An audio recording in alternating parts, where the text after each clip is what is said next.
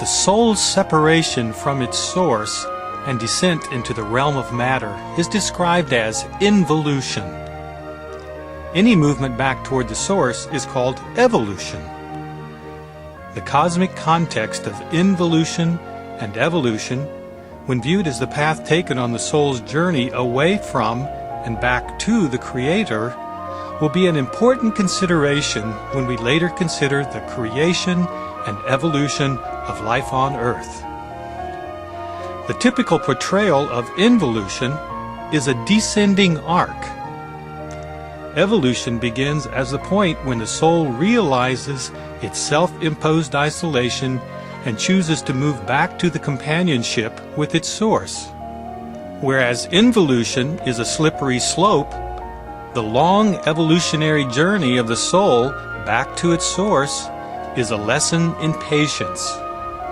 It is not at all clear when the souls began the descent into the physical universe. Although the initial burst of the Big Bang was apparently over in only a few brief moments, it took billions of years for matter to condense into the galaxies, solar systems, and planets that we can now perceive.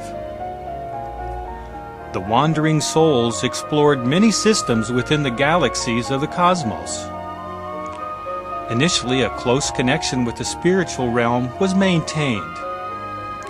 With the lowering of the vibratory energy rate that resulted from some souls' increasing involvement in the relative denseness of matter, the consciousness of the soaring souls drifted farther and farther away from the awareness of the spiritual first cause.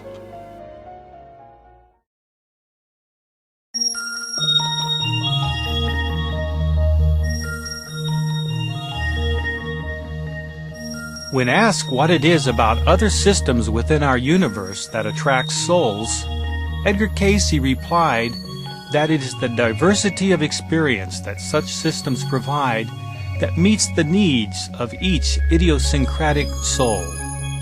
Cayces went on to explain that there are millions of such systems within the universe. To facilitate the passage of souls between these systems, there are centers that function as cosmic portals. Scientists have hypothesized the existence of wormholes in the space-time continuum that can allow for almost instantaneous transport across the astronomical distances of the universe. Science fiction writers have utilized such concepts as stargates between interstellar systems. Edgar Cayces identified the star Arcturus as an important cosmic portal for the souls passing from this solar system to other systems.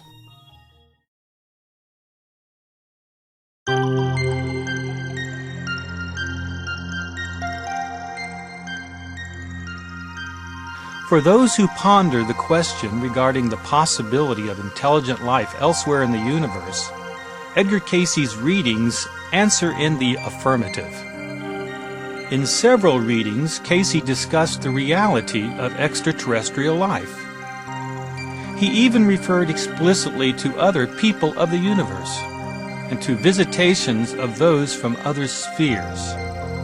However, the precise nature of the alien life forms is uncertain. In the first place, the soul's descent into the material universe was widespread. When discussing life in other places in the universe, Cayces may have simply been referring to these wandering souls who have taken up residence in other realms. In Cayces' cosmology, souls are actually quite mobile. Movement between systems in the universe is apparently common and part of the larger plan for soul development. In fact, all the souls on Earth have at one point or another explored other systems in the universe. In that sense, all souls are truly citizens of the universe. However, it must be pointed out that universal citizenship does not require the flesh bodies found on Earth.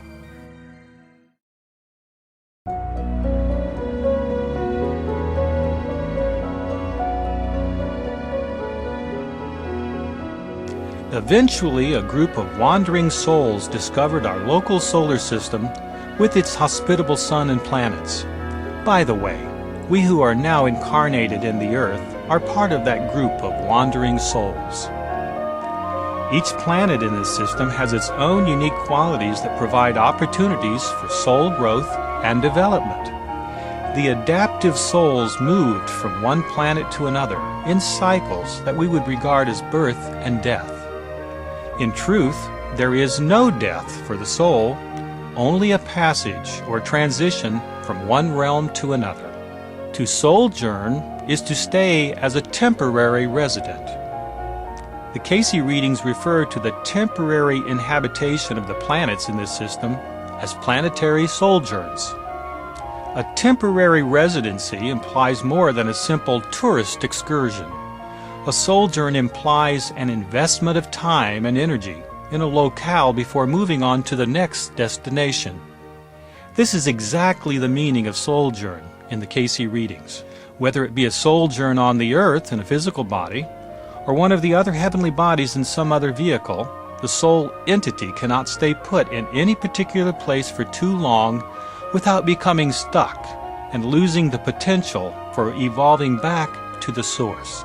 Keep in mind the concept of multidimensional reality that was discussed in conjunction with string theory. Planetary sojourns are part of the soul's journey through the dimensions of consciousness of this solar system. When human beings finally do travel to other planets in our solar system, they will likely see exactly what the unmanned probes have found. No obvious signs of life, and particularly no indication of advanced life form. If astronauts could alter their consciousness to the dimensional vibrations of each planet, they might be astounded by the presence of souls going about the business of growth and development.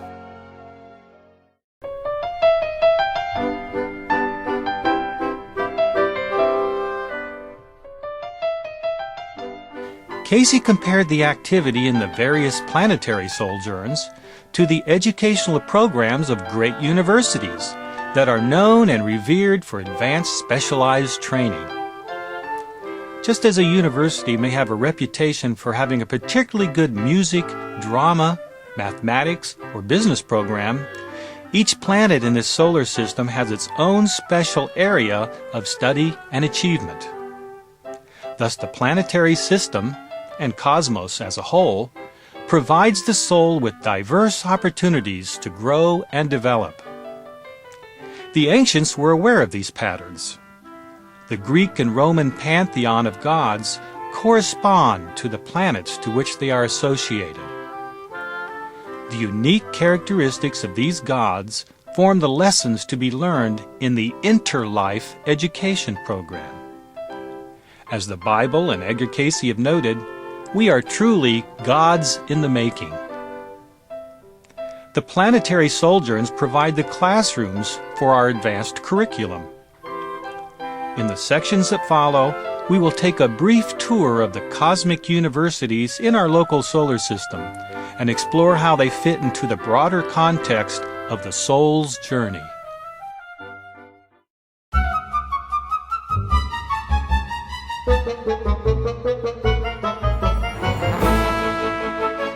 Being the closest to the Sun, Mercury's orbit is faster than any other planet. In fact, this small orb derives its name from the speed with which it moves across the sky. In the Roman pantheon, Mercury was the god of commerce, travel, and thievery. The Greeks called this god Hermes, a swift messenger with winged hat and boots. Hermes carried a caduceus, which is now associated with the medical profession. Traditionally, Mercury is known for quickness of wit, eloquence, and communications. These are qualities that Edgar Cayces also linked to the consciousness of this planet. In the readings, Mercury is the plane of consciousness dedicated to the development of high mental abilities. One reading ascribes 7 dimensions to this planetary sojourn.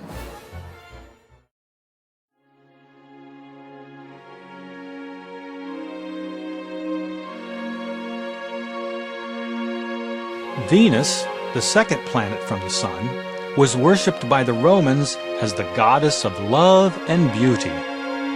In ancient Greece, Venus was called Aphrodite.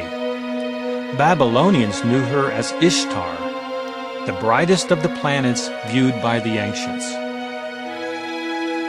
Venus was known as the morning star and evening star, depending on which side of the sun it happens to be. The soul lessons learned in the consciousness of Venus relate to all aspects of love: parental love, filial love, love of nature, and so forth. The Venus experience also gives the soul a greater appreciation and predisposition for aesthetics, as in love of art, music, and all things beautiful. The readings state that Venus is a four-dimensional realm of consciousness.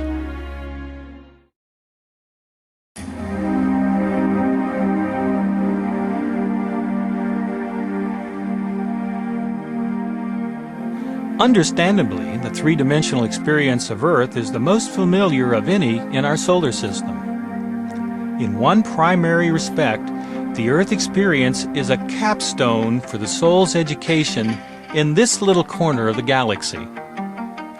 In the Earth experience, the soul gets to apply all of the lessons learned in the other planetary sojourns, sort of an advanced liberal arts curriculum. The primary lesson for each soul incarnating in the Earth's realm is to become master of the flesh body with its powerful organs of sensation, sensuality.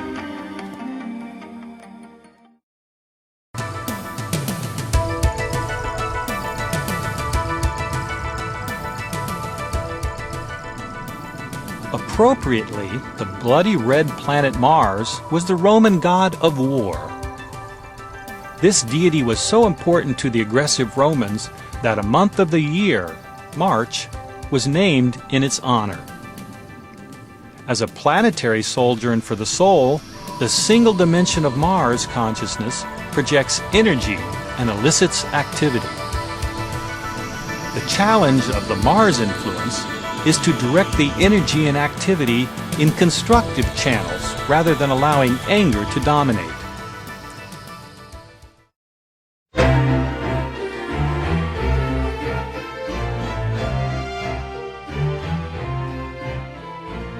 Jupiter, the largest planet in our solar system, was the king of the Roman gods. Also called Jove, hence jovial, this benevolent deity was said to rule the course of human affairs. In the Cayces cosmology, the universal consciousness associated with Jupiter is usually positive in its emphasis on the strength, broadness of vision, and ennobling influences in all aspects of life.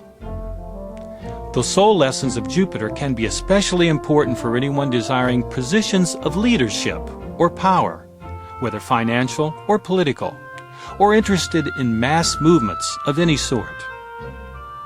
The readings most often described 5 dimensions to this important planetary sojourn.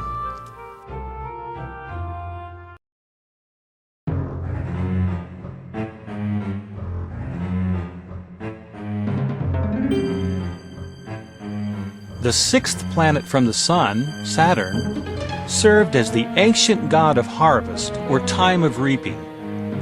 This deity is typically pictured holding a curved sickle that is associated with the image of old Father Time. Celebrations dedicated to Saturn were typically wild affairs featuring license, feasting, and cessation of public works. Cayces' depiction of the Saturn planetary sojourn is that of sudden changes and the beginning of earthly woes. The fiery environs of Saturn is a place where all insufficient matter is cast for purification. This is a realm for souls requiring serious rehabilitation and renewal. To use a computer analogy, the Saturn experience is like the reformatting of a drive that contains a virus or defective software. In a discussion of the multidimensional nature of this solar system, one reading uses the word nil in describing the number of dimensions for Saturn. In other words, the soul gets wiped clean and starts fresh. Have you ever wondered what happens to souls who commit unspeakable atrocities? Maybe a sojourn or two in Saturn is the solution.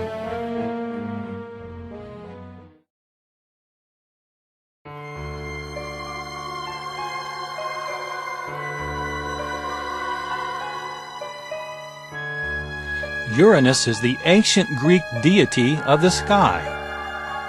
The mythological tale is that Uranus had a violent argument with his wife Gaia, or Earth, and the couple split up. The sky and Earth have been apart ever since. In the Cayces cosmology, Uranus is the realm of eccentricity and extremes. The radical nature of this planetary sojourn can manifest as either very good or very bad, but seldom in moderation. The consciousness associated with Uranus is that of the psychic or occult. One Cayces reading attributes 8 dimensions to this planetary sojourn. According to Cayces, waves of souls incarnating from Uranus played an important role in the sunken land of Atlantis. The extremism and psychic abilities of the Atlanteans led to a divided society with a very high technology capable of destroying the culture. The readings observed that a major wave of souls with Atlantean past lives and recent Uranian sojourns reincarnated in the early 20th century.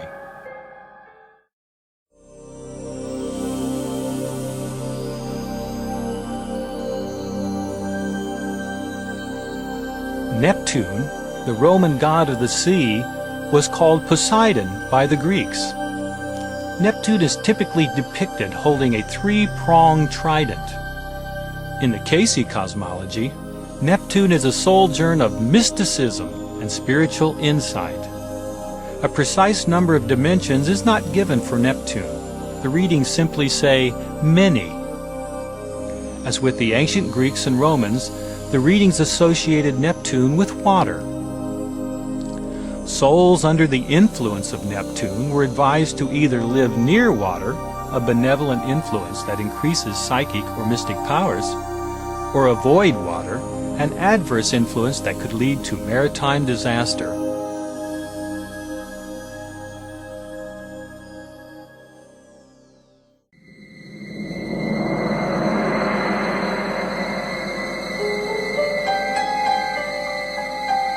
Pluto, the 9th planet from the Sun, is named after the Roman god of the underworld, lord of the dead, and giver of wealth.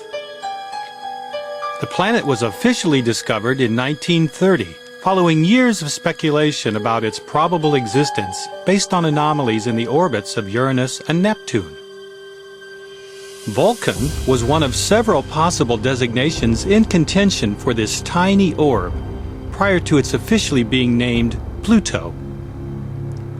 Edgar Cayces sometimes referred to Pluto as Vulcan. Some experts also believe that Cayces may have referred to Pluto as Septimus, although there is no explicit reference in this regard. As an astrological influence based on planetary sojourns, Cayces usually described Pluto as an adverse experience, with one reading explicitly associating it with self-centeredness.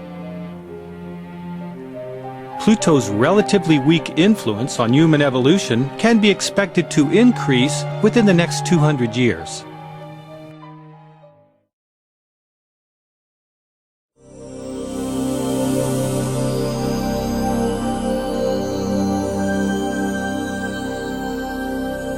For those readers familiar with astrology, it may seem a bit peculiar to focus so much attention on planetary influences without even a mention of the constellations.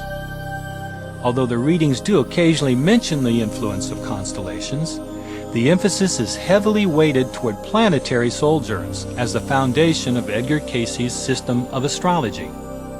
Planetary sojourns only matter to the extent that souls inhabited those orbs, and thus respond to the vibratory energy of those realms when the planets are in certain astronomical positions that facilitate an energy resonance with the soul. One of the important implications of Cayces' model is that in order for constellations to have a similar astrological impact, souls must have also resided in those distant realms. Thus, Cayces astrology leads back to the theme of universal citizenship. Distant star systems are like exotic ports of call along the path of the soul's journey through materiality.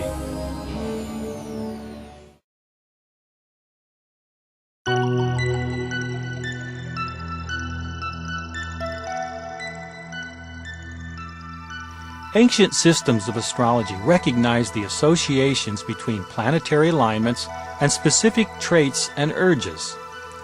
On the whole, these patterns coincide with the patterns of Cayces' planetary sojourns. The ancients looked up into the heavens at night and noticed patterns of movement.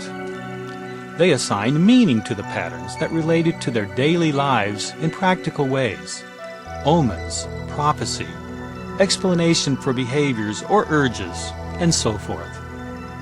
Modern astronomers also look into the heaven and record patterns, but fail to see any connection to their daily lives or innermost experiences. For those with a scientifically oriented worldview, astrology is simply an outdated and unscientific predecessor to astronomy. Cayces regards astrology as a valid human endeavor. The position of planets and other heavenly bodies is somehow intimately connected to our innermost thoughts, emotions, and urges. The basis for these associations is not simply geometry or alignments of heavenly bodies in any mathematical sense. It is because we were there. Each of us has sojourned in the planetary realms of this solar system and other systems in the vastness of interstellar space. The planets and stars do not control our destiny. It is a matter of how we used our will to make choices in each of the various realms of consciousness associated with the planets and star systems of the cosmos. If we used our will to make constructive choices and actions, the influence of a given planet or constellation will be benevolent. If we made destructive, i.e. selfish, choices in those realms, the influence is adverse. With regard to astrological influences, we are simply meeting the choices that we have made in the past. Nothing surpasses the use of will. The choices we make in the present supersede those of the past. The gift of will is both a blessing and a curse, depending on how we use it.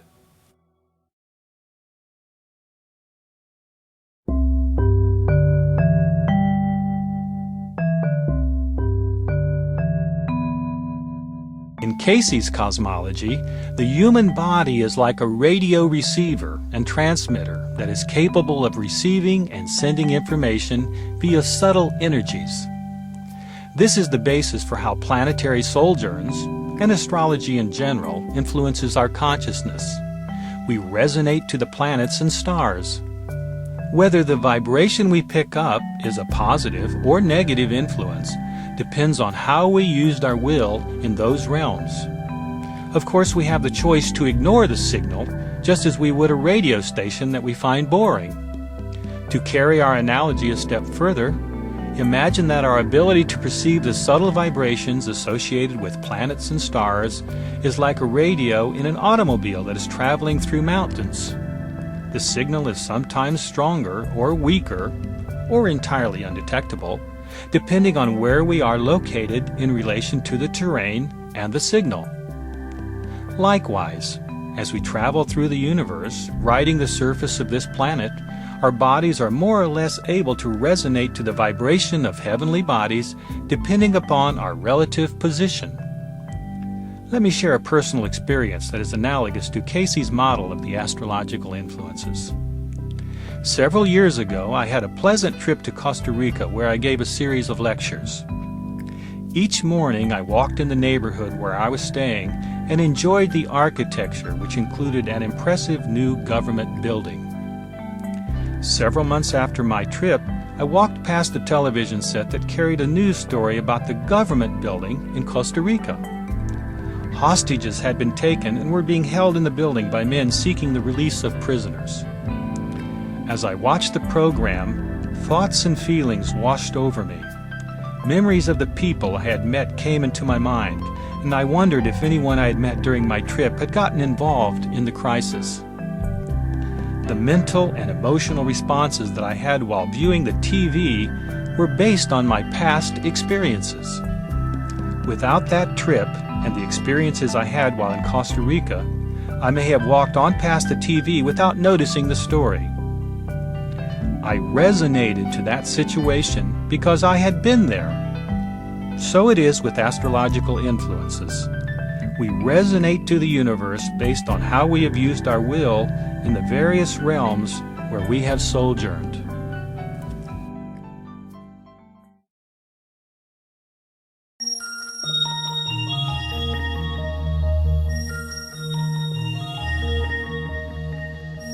The image of souls taking flight from one planet to another is a common theme in ancient traditions throughout the world.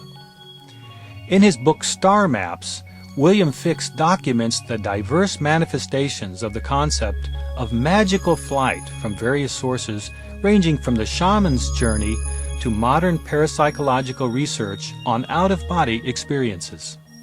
Of particular note is the pyramid text of Yunus from ancient Egypt that describes how the pharaoh periodically underwent a ritual near-death experience that allowed him to project out of body and into space.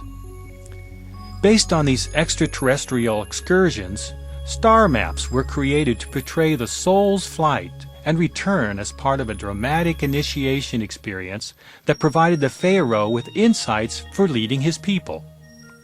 The star maps that were painted as murals on the ceilings and walls of pyramid temples are suggestive of the soul's planetary and stellar destinations between earthly lives. Thus, the recognition of our solar system and other star systems deep in space as the after-death realm of the soul provided a foundation for ancient Egyptian cosmology and the mystery religions of antiquity. Based on his research, Fix concludes that the message of the star maps and the many testimonies of antiquity is that man is older than the oldest bone on earth. Man was a conscious, sentient being before he came to earth. Perhaps to use the image suggested earlier, he appeared like hundreds of millions of tiny stars that had comprised a living river of light which flowed from an unnamable source. Man came freely of his own will and choice, descending en masse like a shower of sparks of light. Thus, the Egyptian star maps are archaeological testaments to the soul's inherent cosmic citizenship and mobility against the heavenly bodies that represent planes of consciousness beyond our present earthly sojourn. In addition to star maps, Mr. Fix has made some wonderful contributions to our understanding of human origins and destiny. We will consider another of his books, The Bone Peddlers, in a later section that focuses more specifically on human origins.